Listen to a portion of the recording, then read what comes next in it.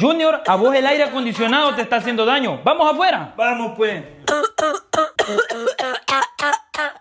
¿Y cómo hiciste eso, Junior? ¿Sabes qué? Te voy a llevar al doctor. Bueno, Junior, con esto se le va a quitar la tos. No se preocupe, doctor. Ahorita se lo pongo quieto. Mejor lo voy a agarrar. Ay, doctor, qué difícil es tenerlo quieto.